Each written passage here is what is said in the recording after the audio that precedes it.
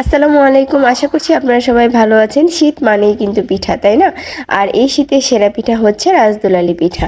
তো ঋতুস কিচেন মানেই কিন্তু ঘরোয়া পদ্ধতিতে সহজ রান্নাবান্না। কিভাবে খুবই অল্প সময়ের মধ্যে এই পিঠা আপনারা তৈরি করে ফেলতে পারবেন সেটাই আমি আপনাদের দেখাবো। এই পিঠাটা আমি বাসায় তৈরি করার পর কিন্তু সবাই বলেছে একদম সুপারহিট, আলহামদুলিল্লাহ।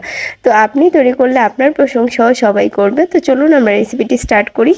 এই জন্য আমি এখানে কিছুটা গরম পানি নিয়ে নিয়েছি, দিয়ে দিয়েছি পরিমাণ মতো লবণ। আর আমি এখানে কিছুটা চালের গুঁড়া, 2 চামচের মতো চালের গুঁড়া পানি দিয়ে গুলিয়ে তারপর এখানে দিয়ে দিয়েছি। আর দিয়ে দিয়েছি আমি 2 চামচের মতো সয়াবিন তেল। তারপর চালের গুঁড়াটা পানির সাথে ভালো করে মিশিয়ে এখানে আমি 1 কাপের মতো আতপ চালের ভিজা গুঁড়াটা দিয়ে দিয়েছি। এভাবে কাইটা করলে হয় কি একদম ডোটা সফট এবং পারফেক্ট হয়। তারপর এখানে আমি কিছুটা নারিকেল আর কিছুটা গুড় একসাথে মিশিয়ে যেরকম একটা নারিকেলের একটা পুর তৈরি করে নেব। আশা করছি এটা আপনারা সবাই পারেন।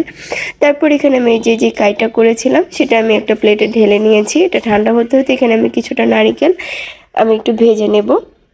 এই যে দেখুন, নারিকেলটা আমি 5 মিনিটের মতো ভেজে যেরকম করে নিয়েছি। তারপরে যেই ডোটা ঠান্ডা হয়ে গেলে তখন এটাকে আমি মথে নেব। চেষ্টা করবেন একটু গরম অবস্থায় মথে নেওয়ার জন্য। ওই প্লেটটা আমার ছোট হয়ে গিয়েছিল, তাই বড় একটা ট্রেতে নিয়ে আমি ভালো করে ডোটা এই যে মথে নিয়েছি। তারপরে যে দেখুন, এখানে আমি যেখান থেকে অল্প অল্প করে ডো নিয়ে তারপরে যে হাত দিয়ে যে ঘুরিয়ে ঘুরিয়ে দেখুন, আশা করছি আপনারা দেখেই বুঝতে পারবেন যে আমি কিভাবে করছি। তারপরে যে দেখুন 2 হাত দিয়ে চাপ দিয়ে জাস্ট ছোট্ট একটা পিজের মতো বা প্লেটের মতো করে নেব।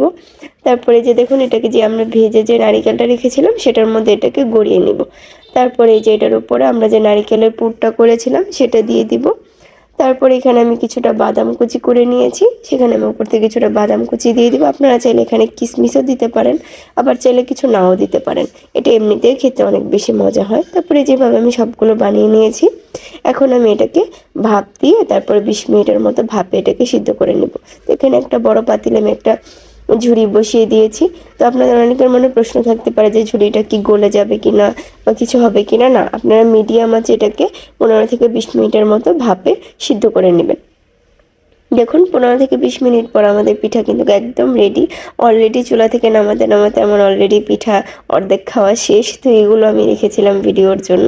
দেখুন পিঠাগুলো কি সুন্দর হয়েছে, একদম রাজকীয় রাজদুলালি পিঠে। এই পিঠা একবার খেলে আপনার বারবার খেতে ইচ্ছা করবে এবং এই পিঠা তৈরি করলে বাসায় সবাই আপনার প্রশংসা করবে। তো আজকের ভিডিওটি আপনাদের কাছে কেমন লেগেছে আমাকে অবশ্যই কমেন্ট করে জানাবেন। সবাইকে অসংখ্য ধন্যবাদ আমার ভিডিওটি দেখার জন্য। সবাই ভালো থাকবেন, সুস্থ থাকবেন। আল্লাহ হাফেজ। আসসালামু আলাইকুম।